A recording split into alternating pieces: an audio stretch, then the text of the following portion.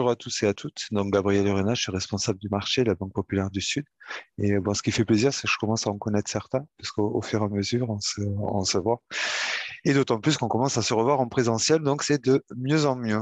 Donc, les Jeux Olympiques et les opportunités liées aux appels d'offres, donc c'est vrai que c'est un sujet, moi, qui me tient à cœur. Donc, il y en a certains qui commencent à le connaître. Par contre, ce que je trouvais sympa, intéressant, c'est sans vous refaire toute la genèse, parce qu'on n'est pas là pour ça, c'est de vous apporter surtout, de refaire un point sur les appels d'offres, mais d'apporter surtout les nouveautés par rapport à ceux qui ont pu participer à des sessions antérieures. Parce qu'il y a au fur et à mesure, si vous voulez, que 2024 arrive, ben, il y a des opportunités qui sont de plus en plus pressantes. Il y a des, on avance rapidement sur le chemin, quoi. Donc, pour passer très rapidement, et encore une fois, n'hésitez pas si vous avez des questions ou autres à me couper, à m'interrompre, hein. On le fait, c'est fait vraiment de manière informelle. Pour rappeler un peu la genèse et comment on en est arrivé là, c'est qu'en fait, comme l'a dit très justement Michael, hein, le groupe BPCE est partenaire premium des Jeux Olympiques et Paralympiques de Paris 2024. Et à ce titre-là, sur le territoire de l'Occitanie, nous, Banque Populaire du Sud, comme la Caisse d'épargne Languedoc-Roussillon, nous sommes les représentants du groupe. Donc, quand on a voulu commencer à porter le sujet, bah, c'était pendant les périodes de confinement. Donc, on a fait un peu comme tout le monde, hein, des webinaires en essayant d'interpeller, d'intéresser les gens. Donc, on a fait un lancement officiel et puis derrière, très rapidement, il nous a paru essentiel de continuer à en parler. Alors, simplement pour qu'on puisse sortir de l'image un peu de caricature du banquier qui dit que bah, la banque, elle communique en termes d'image, mais après, dans les faits, derrière, il n'y a rien. Donc, nous, c'est un projet qu'on essaie d'accompagner autant que faire se peut. Ce que j'ai fait par rapport aux premières présentations, pour faire une synthèse, voilà, ça c'est ce qu'on a mis en place. Donc, c'est créé de toutes pièces par la Banque Populaire du Sud. Le schéma, c'est on reçoit à peu près les appels d'offres, les opportunités tous les 15 jours via BPCE. À partir de là, on fait des recherches auprès avant tout de nos clients, bien sûr. Charité bien ordonnée commence par soi-même.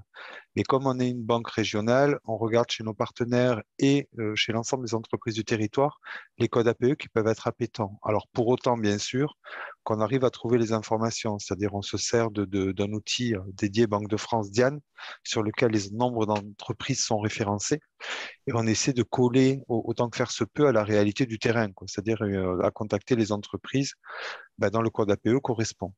À partir du moment où on a tagué donc ces entreprises avec une adresse mail, puisqu'on s'est dit qu'on ne communiquerait que par mail pour justement essayer de gagner du temps, on envoie le emailing dont j'ai fait la photo, qui permet d'essayer d'interpeller la personne. Et derrière, par rapport à ça, la personne s'inscrit ou nous contacte et on lui fait le déroulé des appels d'offres. Alors, le déroulé des appels d'offres, il est très simple, hein, c'est de dire les Jeux Olympiques, c'est un chiffre d'affaires, c'est un budget de 5 milliards d'euros. 5 milliards d'euros, donc quand on parle des Jeux Olympiques de Paris 2024, on retient au-delà des Jeux Olympiques et de 2024 le mot Paris. Par contre, on sait, si vous voulez, que sur le budget, il y a 20% des appels d'offres qui sont dédiés, consacrés aux régions. Quand on prend le budget global de 5 millions d'euros, qu'on le rapporte à 20%, on est sur un budget de 1 milliard d'euros. 1 milliard d'euros donc consacré au territoire, c'est quand même pas négligeable. D'autant plus qu'aujourd'hui, si vous voulez, quand moi j'ai lancé l'opération il y a un an, c'était tout nouveau. Aujourd'hui, on a quand même du recul. Alors, le recul qu'on peut avoir, c'est de dire, sur l'Occitanie, on a 18 entreprises qui ont été accréditées, donc qui ont reçu les appels d'offres. Alors, une entreprise reçoit un appel d'offres, ça veut dire quoi? Ça veut dire qu'en fait, soit la structure, la taille, le conditionnement, la logistique pour pouvoir répondre seul à l'appel d'offres. Soit par contre, elle a répondu à l'appel d'offres parce que c'est son secteur d'activité, mais en sachant très bien, et là aussi j'ai des exemples, qu'elle ne pourra pas avoir l'appel d'offres du fait de son positionnement, de sa taille. Le meilleur exemple que j'ai, c'est ce que je disais en intro tout à l'heure à Michael. On était hier à Mende et j'ai une entreprise d'Alès qui a fait le déplacement pour apporter son témoignage. C'est-à-dire c'est une boîte qui fait 300 000 euros de chiffre d'affaires qui intervient dans un secteur de véhicules électriques et qui a voulu, il y a un an, répondre à un appel d'offres. L'appel d'offres, entre vous et moi, était sur l'aéroport de Roissy. Donc, Alès-Roissy, c'est quand même, enfin, il y a quand même pas mal de kilomètres, quoi. Donc, il est parti, malgré sa taille et sa structure, on l'a fait connaître auprès d'autres structures et entreprises de même taille et configuration que lui sur d'autres régions. Et l'association Les Canaux, dont l'adresse est là, a constitué un groupe informel qui a permis de répondre à l'appel d'offres. Ils sont arrivés quatrième, avec 86 points sur 100, ce qui est déjà pas mal. Par contre, là où l'histoire devient intéressante, c'est qu'on pourrait se dire, bon, tant d'efforts, tant d'ardeur déployés pour rien, eh ben, détrompez-vous. C'est que l'entreprise, le client en question, ben, ce qu'il a fait, comme il est arrivé quatrième, il avait le nom des trois attributaires, il a contacté les trois attributaires, il est devenu sous-traitant des attributaires. Donc, il n'a pas eu l'appel d'offres, mais il a quand même du chiffre d'affaires. Donc, moi, je trouve que c'est un beau rebond. Et cet exemple-là, alors hier, il m'a fait vraiment le plaisir de venir témoigner, parce que si vous voulez, quand c'est raconté par un banquier, ben, vous n'êtes pas obligé de me croire. Ben, par contre, quand c'est un client qui témoigne, ben là, forcément, il y a, il y a beaucoup plus de crédibilité. Ça, c'est le premier exemple. Le second exemple que j'ai, et j'en parle parce que bon, moi j'en parle avec fierté, hein, puisque c'est un truc qu'on a vécu, c'était pas un client, c'était un prospect. Donc, c'était pas sur un appel d'offres, c'était sur la slide d'après, donc ce que j'appelle moi les appels à projets. C'est-à-dire les appels à projets, si vous voulez, c'est que vous avez soit le comité olympique, soit la Solidéo, soit Paris 2024, qui lancent des opportunités de sourcing et de référencement par rapport à des thématiques très précises. L'année dernière, il y en a eu deux. Il y en a une, c'était sur de la signalétique événementielle. Et le second sourcing était sur la rénovation des vestiaires du stade Vélodrome de Marseille, où là, on avait en tout et pour tout 3 semaines pour faire remonter des entreprises appétentes que cela intéressait et qui étaient sur ce cœur de métier, avec des spécificités respectant l'environnement. Sur la signalétique, il fallait que les produits puissent avoir une seconde vie ou autre. Donc, sur la signalétique, on a porté, nous, Banque Populaire du Sud, 5 dossiers.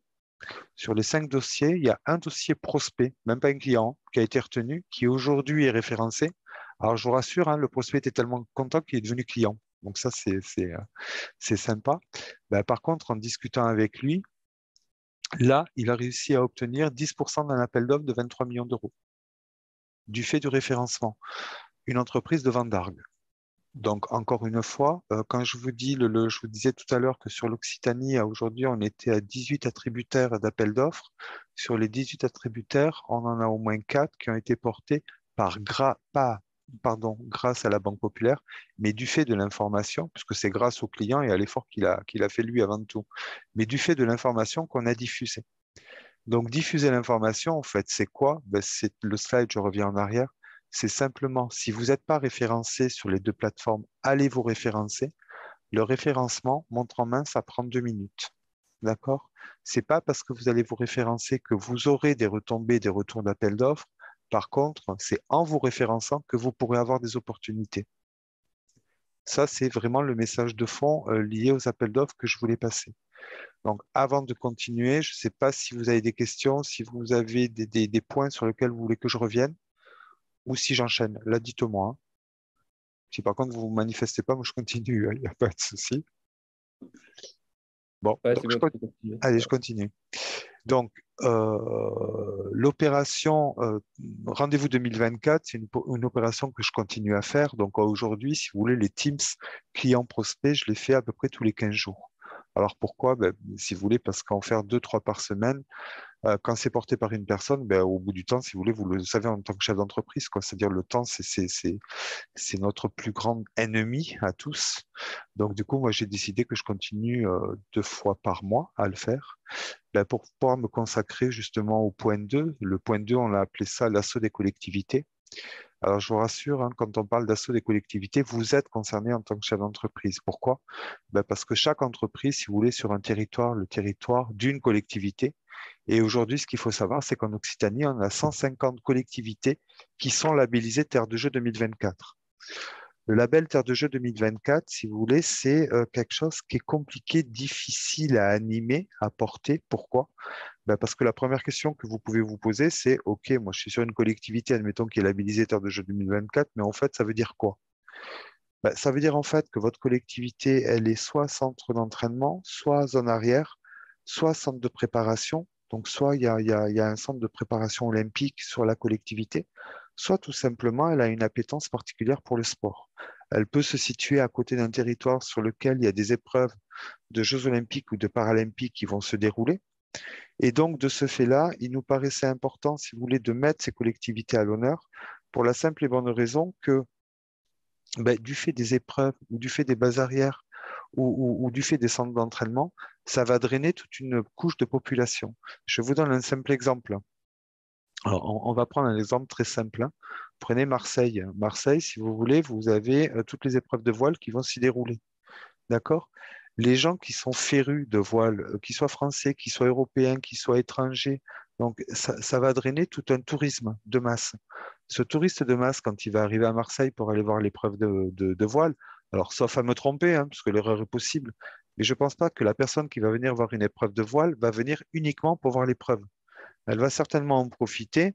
Ben, si l'épreuve est à 14 heures pour se dire, ben, tel matin, je vais essayer d'aller visiter la région, je vais essayer de venir la veille ben, parce qu'il y a un truc qui retient mon intérêt. Donc, obligatoirement, du fait que la collectivité est labellisée Terre de Jeux 2024, moi, je pars du principe, si vous voulez, que les retombées dites indirectes, elles vont y être. Et ces retombées indirectes, en fonction du secteur d'activité dans lequel vous développez, vous pouvez être fortement impacté.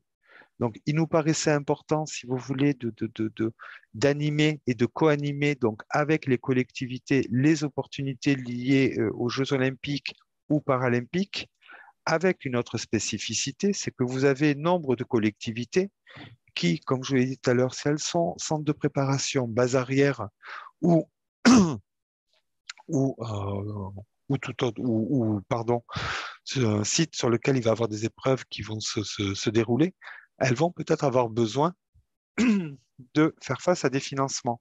Qui dit financement, donc là, c'est vrai qu'elles n'auront pas affaire à vous, mais peut-être plutôt à nous. Par contre, si elles ont des demandes de financement à faire, c'est que derrière, il y a des travaux. Si derrière les entreprises du BTP, ben, le fait, si vous voulez, que vous soyez en lien par rapport à ces collectivités, vous pouvez aussi solliciter les collectivités en question ben, par rapport à des marchés publics et trucs comme ça, par rapport à d'autres appels d'offres, ben, pour pouvoir répondre aussi à ces appels. Donc, il peut y avoir, alors là encore, c'est que des cas particuliers dont je vous parle, mais si vous voulez, pour moi, la vie est faite de cas particuliers. Donc, c'est avec ça qu'on avance. Et puis, l'essentiel, encore une fois, c'est déjà que vous puissiez avoir les informations pour pouvoir après, si vous voulez, les utiliser à bon escient. Le dernier point qui nous paraissait important de souligner, alors ça c'est une nouveauté, puisque ça c'est des informations que moi j'ai réussi à découvrir il y a à peu près, il y a un peu plus d'un mois, par rapport à un incubateur qui voulait savoir si par rapport à des startups, il pouvait y avoir des opportunités liées au JOP. Alors, en fouillant, mais de manière vraiment très incrédule, parce que je ne voyais pas comment on pouvait associer les startups, et ben, je me suis aperçu que finalement, même les startups et les associations étaient concernées. Alors là aussi, je vous en parle parce que comme le public est large, vous pouvez être concerné ou vous pouvez connaître des entreprises ou des assos qui peuvent être concernés. Donc, il me paraissait important, ben, de manière très schématique, de vous porter les infos, à savoir ben, la première, elle s'appelle Impact 2024. C'est ce qu'on appelle un challenge de start-up. En fait, c'est Paris 2024 et l'association Les Déterminés qui lance un programme de formation. Donc, c'est une pseudo-couveuse. Donc, même si la start-up est en couveuse, ils peuvent être accompagnés, bon, pour autant qu'ils aient un projet, donc lié bien sûr aux Jeux Olympiques ou Paralympiques de Paris 2024, mais avec un caractère, avec un impact social autour du valeur du sport et de l'inclusion. D'accord? Donc, il faut savoir que ce programme existe, que les porteurs de projets doivent être issus de quartiers prioritaires de la ville. Donc ça, c'est très facile de savoir si vous pouvez être concerné ou pas, si vous pouvez être intéressé ou pas. Mais quoi qu'il en soit, il me paraissait important que de vous porter l'information. Ces projets-là, si vous voulez, les spécificités liées aux startups. Donc là, c'est le Fonds d'innovation et écologie de la Solidéo, au même titre que Paris 2024. Ce fonds, donc un fonds, si vous voulez, c'est une subvention. Il y a quand même une enveloppe de 48 millions d'euros qui va soutenir trois objectifs prioritaires, donc que vous voyez apparaître à l'écran, l'innovation, la liaison et le soutien. Donc là, pareil, je ne vais pas m'étendre parce que le but, si vous voulez, c'est d'essayer de répondre à vos questions si vous en avez. Mais par contre, si certains peuvent avoir besoin d'éléments complémentaires, à ce moment-là, ils pourront ou ils pourraient revenir vers moi. Si moi, je n'ai pas les réponses, je pourrais les mettre en relation avec des entreprises ou avec une lasso ESS 2024 qui, elle, aura la réponse. Le dernier point, c'est encore plus spécifique Mais là aussi, si vous voulez, ça peut intéresser, c'est les spécificités liées aux associations. C'est un fonds de dotation qui a été mis à disposition par Paris 2024, donc, qui concerne le côté innovation, mais réservé donc au mouvement sportif, collectivité et le tissu associatif. Je vous donne un simple exemple. Moi, j'ai rencontré il n'y a pas très longtemps sur l'Hérault une association donc, qui développe une salle de sport sur le handisport. Et en fait, ils ont besoin de capitaux pour acheter des équipements et essayer de voir s'il est encore temps de se faire référencer. J'essaie de les pousser, si vous voulez, par rapport à ce fonds de dotation, parce que pour moi, ils peuvent rentrer dans ce projet-là, sans avoir encore une fois la garantie qu'ils seront retenus ou qu'ils auront quelque chose.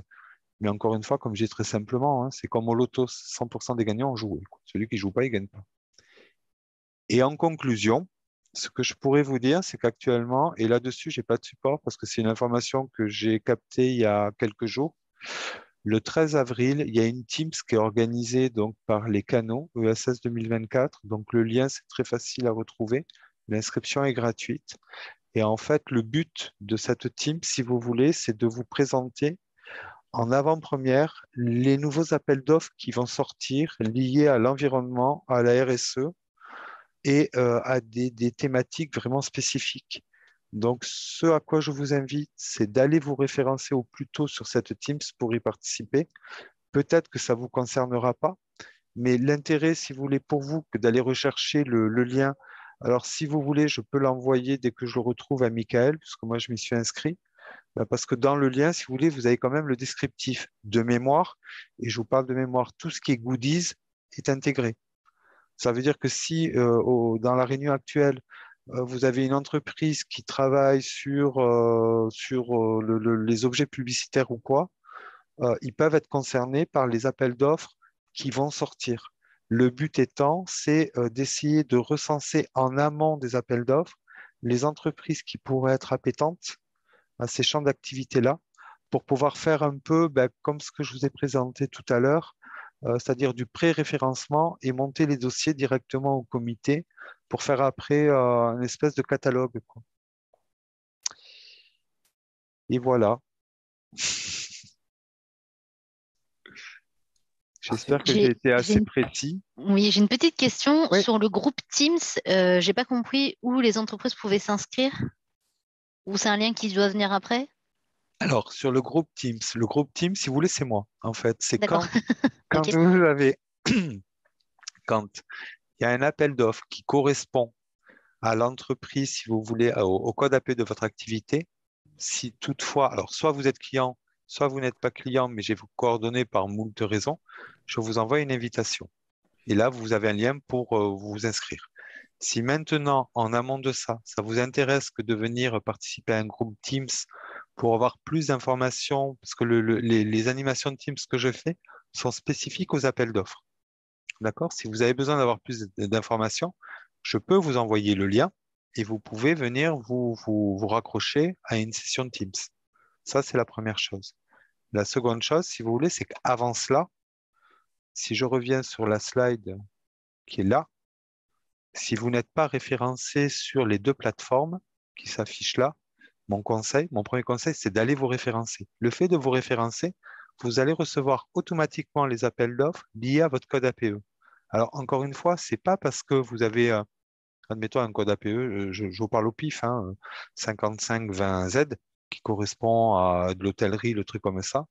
Donc, c'est pas parce qu'il va y avoir un appel d'offres sur le 5520Z que vous serez obligatoirement concerné, puisque au-delà du code APE, vous allez avoir le libellé, le descriptif de l'appel d'offres, c'est-à-dire ce qu'il recherche. Par contre, ça pourra vous permettre déjà d'avoir l'information et si toutefois vous êtes concerné, de pouvoir y répondre. La difficulté du chef d'entreprise, c'est de dire, déjà et d'une, un appel d'offres, moi, vous me prenez, Gabriel Lorena, Banque Populaire, vous me mettez face à un truc pour répondre à un appel d'offres, je suis complètement incompétent, quoi. C'est trop compliqué pour moi, je n'ai pas la capacité à. Donc, soit vous avez la capacité à répondre parce que c'est votre quotidien et vous en avez déjà fait. Si vous n'avez pas la capacité à répondre, on peut, avec l'association Les Canaux, vous aider à répondre à l'appel d'offres, soit seul, soit accompagné.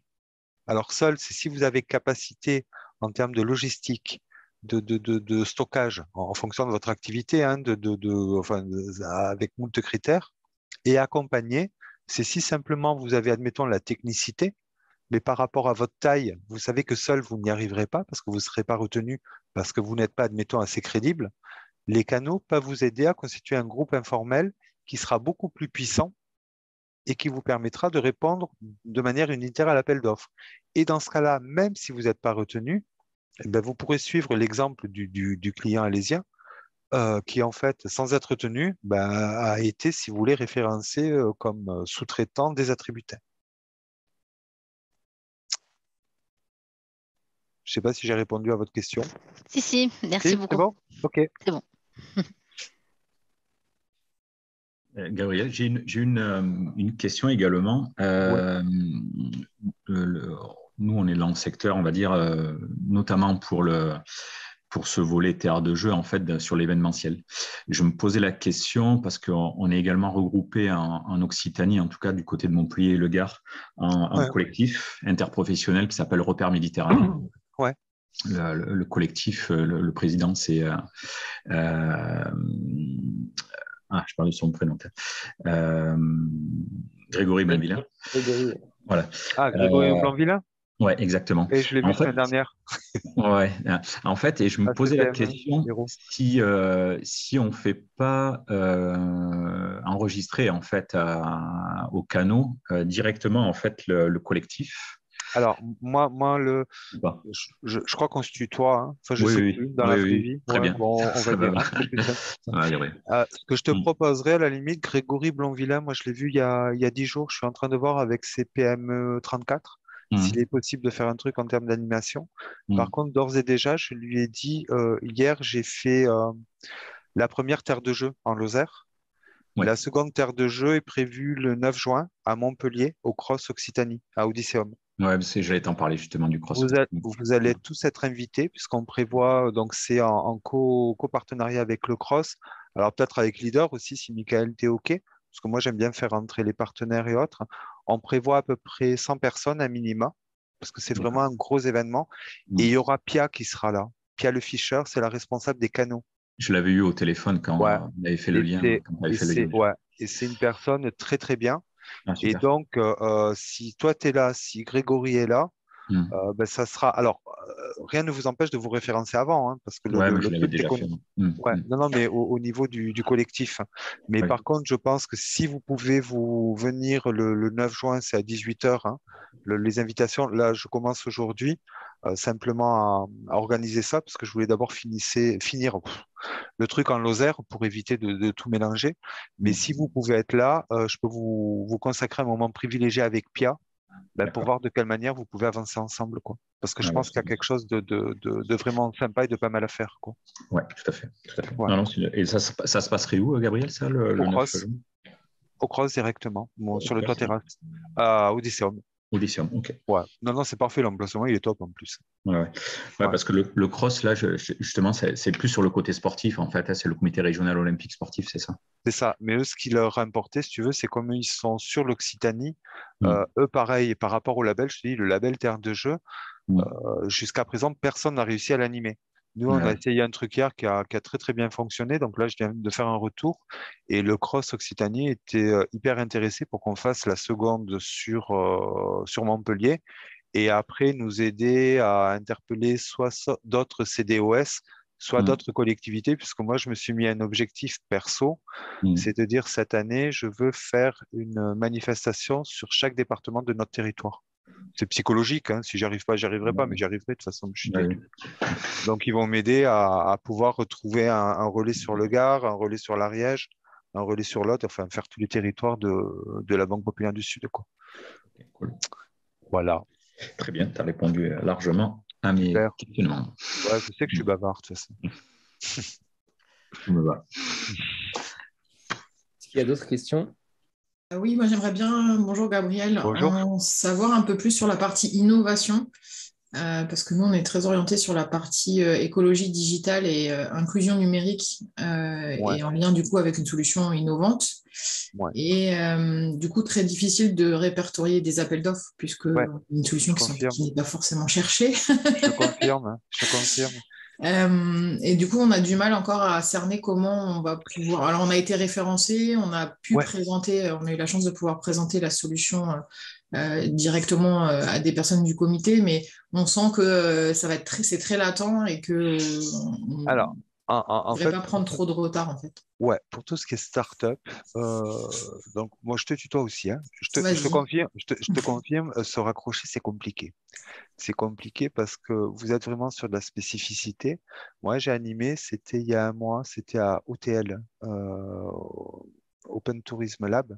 Donc, on a fait une journée start-up par rapport au JOP. Et en fait, la manière dont on a réussi, enfin, dont on a réussi à trouver une idée pour vous raccrocher, c'est quelque chose que j'ai testé avec une start-up de l'Hérault.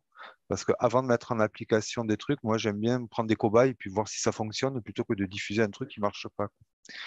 Ce qu'on a fait avec cette startup, puisque bon, chaque startup est sur un domaine vraiment spécifique, c'est qu'en fait, moi j'ai organisé une réunion avec les canaux, donc avec Pia dont on parlait tout à l'heure, il y avait Pia, il y avait Clémence et Clémentine, et la startup qui a présenté son projet, bon, son projet en deux mots, hein, c'est simplement de l'embellissement de lampadaires, où en fait, autour du lampadaire, ils habillent le lampadaire de plantes et il y a des bacs. Et en fait, les bacs récupèrent l'eau quand il pleut, le soleil avec un photovoltaïque ou un truc quand il fait beau, et puis en fait, le lampadaire, il vit tout seul, quoi. Les plantes, elles grandissent toutes seules. Et moi, ce qui m'a plu dans le projet, parce que comme j'ai dit tout à l'heure, la vie est faite de hasard, c'est qu'en fait, le seul prototype qu'ils ont installé, en fait, il est en face de ma boulangerie dans mon village. Et comme j'étais à l'inauguration, je trouvais ça fabuleux, comme d'habitude. Donc, du coup, quand j'ai eu affaire à cette start-up, ben, ça a créé un lien, quoi, naturel. Et c'est vrai que moi, dans mon idée, c'était de dire, bah, je trouve que le concept, il est quand même magique, puisqu'on respecte l'environnement, c'est un truc, c'est joli, c'est beau, ça peut être réutilisé par la collectivité, donc il peut avoir une seconde vie. Pourquoi ne pas essayer de les porter pour voir s'ils peuvent pas ben, embellir les villages d'athlètes, quoi, ou un truc comme ça. Je trouvais l'idée assez sympa. Donc on a fait une réunion avec les canaux, qui ont trouvé aussi l'idée super. On a fait une réunion carrément avec la Solidéo. Alors, eux, ils sont pas difficiles à avoir. Par contre, quand vous les avez, c'est un mur de prison, quoi, hein. C'est-à-dire que vous avez intérêt à être accroché et avoir le moral parce que rien que le visage, il est quand même assez tendu. Et en fait, ils nous ont dit non, mais sans s'en douter. Par contre, au-delà du non, moi, ce que j'aime bien, c'est quand on dit non, si vous voulez, c'est que derrière, on arrive à trouver une solution complémentaire. Et en fait, la solution complémentaire, ben, c'est un peu, encore une fois, le truc du client alésien, quoi. C'est de dire, allez regarder les attributaires de marché qui ont une structure ou quoi, et proposez-leur votre solution. Alors après, pour aller plus dans le détail, il faut que je sache exactement ce que tu fais comme activité. Parce que la description que tu en as fait, entre toi et moi, je ne comprends pas. Parce que c'est pas mon domaine. Oui, oui, ben, en fait, nous, on a un outil qui s'installe sur les sites Internet pour les rendre plus inclusifs et qui intègre un calculateur carbone pour mesurer l'impact des sites Internet. Ouais, donc là, ça veut dire que quelque part, ben, ça, moi, je dirais, naturellement et spontanément, qu'à la limite, si j'étais à ta place, je contacterais toutes les collectivités labellisées Terre de Jeux 2024. Pourquoi? Ben, par rapport à ce que j'ai dit tout à l'heure, c'est-à-dire la collectivité labellisée Terre de Jeux 2024 et qui a la chance d'avoir des épreuves sur son territoire, obligatoirement, elle va mettre les moyens sur Internet pour essayer de faire en sorte de drainer l'activité de sa collectivité. Alors, soit de la ville, soit de la région, soit de l'endroit, d'accord? Et pouvoir, en fait, ben, attirer encore mieux le tourisme. Mm, mm. Et donc, si toi, tu as une solution carbone par rapport à ça, moi, ce que je ferais, et là, c'est tout bête, hein, tu vas sur le site Terre de Jeux 2024, tu as toutes les collectivités, il suffit d'aller voir après ben, les collectivités sur lesquelles tu as une activité qui va être effectuée hein, en termes de Jeux olympiques et paralympiques, et après d'aller directement les contacter, quoi. Ouais, ouais, ok. Ouais, surtout que je suis sûre qu'on en a déjà d'équipés Ouais. qui sont enfin, Donc, Albi et Terre de ouais, Jeu et ils sont déjà équipés. voilà. Ouais. Ben, tu as Marseille, dont je parlais tout à l'heure. Donc, je pense qu'ils doivent être équipés, mais à mon avis, tu en as certaines qui ne seront pas équipées. Moi, hier soir, je discutais avec le maire. Alors, bon, c'est qu'un exemple, hein, c'est le maire de la Canourgue, qui est Mm. référencé terre de jeu, qui veut animer, mais il ne sait pas comment faire. Donc, il doit m'appeler aujourd'hui ou demain. On doit aller le voir pour essayer de mettre en place quelque chose. Alors, bon, pourquoi? La Canourgue, je te rassure, il ne se passera rien, quoi, hein, dessus. Par contre, tu as le viaduc de Millau qui est pas loin, tu as Montroda qui est à 50-60 km, où là, c'est le centre de préparation paralympique. Donc, par ricochet, il va y avoir du monde. Donc, il y a peut-être quelque chose à faire, quoi. Ok. Mais par contre, après, la seconde idée, c'est surtout être en veille sur les appels d'offres qui sortent et au moment où ils ont été attribués pour pouvoir, en fonction de l'appel d'offres, de contacter les attributaires et essayer de voir avec eux s'il n'y a pas moyen de passer en sous-traitance. Les attributaires d'appel d'offres sur les JO, ils sont diffusés que sur le journal officiel ou il y a d'autres Moi, je pense que sur les canaux, vous les avez, hein. Alors après, si tu les as pas, ce que tu peux faire, alors peut-être pas toutes les semaines, mais tous les 15 jours, 3 semaines, tu m'envoies un mail, moi je te les envoie parce que moi je les ai. Ok. Voilà. Alors juste, Cyrielle, pour répondre à ta question, normalement, oui, il y a une attribution qui paraît, donc soit sur le joug ou le Boamp, ça dépend. Et sinon, si tu fais attribution en tapant le nom du marché, normalement, tu devrais pouvoir tomber sur Ouais. l'attributaire. D'accord.